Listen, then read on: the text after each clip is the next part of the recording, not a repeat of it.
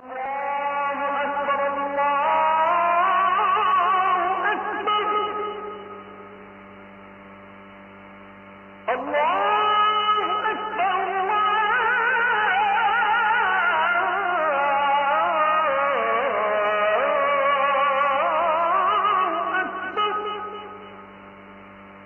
Number হচ্ছে গ্রাজুয়ালিটি, ধীরে ধীরে ধাপে ধাপে দাওয়া পরিচালনা করা, দাওয়া কাজ করা। এটাতে অনেক সময় আমরা ভুল করে ফেলি। আমরা অনেক সময় একটু রাশিং মেন্টালিটিতে থাকি, তাড়াহুড়ো। একজন ভাই নতুন দিনে ফিরছে, আগে হয়তো সংশয়বাদী ছিল, নাস্তিক ছিল, প্র্যাকটিস করতো না, এখন সে প্র্যাকটিসের ইচ্ছা করছে। এই সুযোগ পেয়ে আমি তারে বলা শুরু করলাম, নামাজ পড়তে হবে, রোজা রাখতে হবে, জাকাত দিতে হবে, তোমার ওয়াইফরে পর্দা করাইতে হবে, হালাল হারাম ও কয়েক ছাড়ছে, আমার সম্ভব না। ও বলবে ভাই আগে যাচ্ছিলাম ওইটাই ভালো ছিল, এতগুলো তো আমি মানতে পারবো না।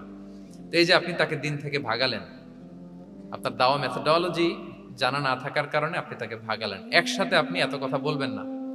নতুন যখন কেউ দিনে ফিরে তাকে আপনি একসাথে এত কথা বলবেন না। নতুন যখন কোনো বোন ইসলামে আসতে চায় তাকে আপনি কঠিন করে বলবেন না। উপরে আমাদের বোনরা আছে, তাদেরকেও আমি বলবো সহজ করে বলেন। প্রথমে নামাজের কথা বলেন, নামাজ আস্তে আস্তে পড়ুক যতটুকু পারুক।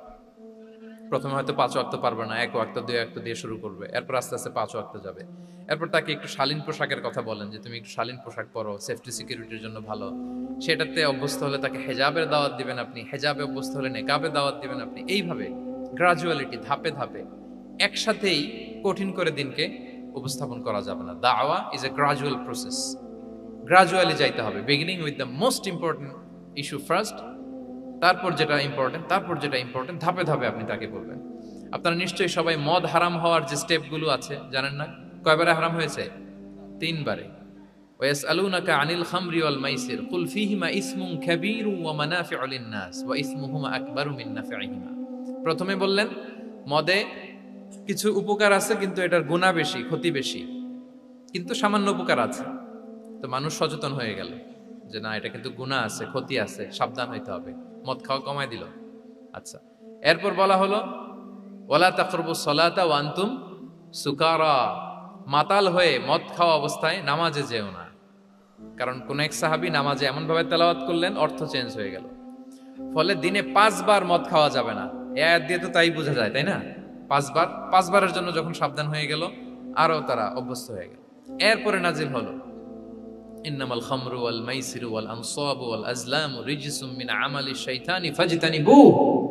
মদ, জুয়া, ভাগ্যলিপি এগুলো শয়তানের কাজ, এগুলো থেকে বেঁচে থাকো। সবাই মদিনার ঘরের ভেতরে মদের বোতল যেগুলো ছিল ভেঙে সব রাস্তায় মদ দিয়ে মদিনার অলিগলি সয়লাম। সুবহানাল্লাহ, কারো কষ্ট হয় নাই, কারণ ধাপে ধাপে মদকে হারাম করা হয়েছে। কেউ যদি চেইন স্মোকার থাকে, আপনি যদি বলেন যে স্মোকিং হারাম, কালকে থেকে একটাও খেতে পারবে না, ও পারবে? ও তো মারা যাবে। ও সব বাদ দিতে পারবে, স্মোকিং বাদ দিতে পারবে না। তো কি করবেন? তাকে আপনি অল্প অল্প করে, যে একটু একটু করে ছাড়ো। এই যে রমজান আসতেছে, সারাদিন তো করতেই পারবা না, রাতে 2-3টা করে খাইও, বেশি খাইও না। না মানে ছাড়ানোর জন্য বলতেছে আর কি। যে 10টা খায় তারা যদি আপনি 2টা খাইতে বলেন, এটা তো আপনি দাওয়াই দিলেন নাকি, কমাইতে বললেন তো। সিগারেটের প্রতি তার উৎসাহিত করতেছি না আমরা। চেইন স্মোকার ও 10টা ছাড়া হয় না প্রতিদিন। তো এই রমজানে আপনি তারা বললেন যে সারাদিন তো তুমি না খেয়ে থাকবা, রাতে 1টা 2টা বা 3টা গেল। প্রথম দশকে 3টা, এরপরের দশকে 2টা, তারপরের দশকে 1টা। যে 1টা খায় তারপরের দিন তো সে চাইলে ছেড়েও দিতে পারে, কি বলেন? এইভাবে গ্রাজুয়ালি তাকে ছাড়ানোর জন্য অভ্যস্ত করতে হবে। তাহলে এই গ্রাজুয়ালিটিটা দরকার। আমি হাদিস থেকে, সিরাত থেকে একটা উদাহরণ দেই, শুনুন। রাসূল সাল্লাল্লাহু আলাইহি ওয়াসাল্লাম মুআয ইবনে জাবাল রাদিয়াল্লাহু তাআলা আনহুকে ইয়ামানের গভর্নর করে পাঠালেন। তো তখন তাকে বললেন যে মুআয, ইন্নাকা তাআতি কওমান মিন আহলিল কিতাব, তোমাকে এমন একটা এলাকার গভর্নর করে পাঠাচ্ছি, তারা কিন্তু আহলি কিতাব, মানে people of the books, Jews and Christian community, তারা ইহুদি খ্রিস্টান। সো তাদেরকে যখন দাওয়াত দিবা, ধাপে ধাপে দিবা। কিভাবে দিবা? তিনি বললেন ফাদউহুম ইলা শাহাদাতি আন লা ইলাহা ইল্লাল্লাহ ওয়া আন্না মুহাম্মাদুর রাসূলুল্লাহ। প্রথমে দাওয়াত দিবা তাওহীদ আর রিসালাতের। আওয়াজ করে বলেন, প্রথমে কিসের? তাওহীদ এবং রিসালাতের। আচ্ছা, ফাইনহুম আতাউ লিযালিক, তারা যখন এটা মেনে নেয়। আরবিটা খেয়াল করেছেন অর্থটা? ফাইনহুম আতাউ লিযালিক, তাওহীদ রিসালাত যদি মেনে নেয়, তাহলে তাদেরকে 5 ওয়াক্ত নামাজের দাওয়াত দিও। 5 ওয়াক্ত নামাজে যখন তারা অভ্যস্ত হয়ে যায়, ফাইনহুম আতাউ লিযালিক, যখন তারা এটাও মেনে নেয়, তখন তাদেরকে যাকাতের আদেশ করো।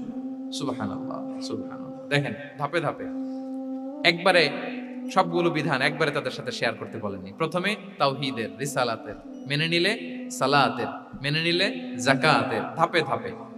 তাহলে একবারে কেউ নতুন যখন দিনে ফিরেছে একবারে সবকিছু তার ঘাড়ে চাপিয়ে দিবেন আপনি? কি করবেন? গ্রাজুয়ালি, ধাপে ধাপে আমরা এই দাওয়াটা তাদেরকে দেওয়ার চেষ্টা করব। এটা খুব ইফেক্টিভ হবে, ফলপ্রসূ হবে। আচ্ছা, 4টা কভার করে ফেলে।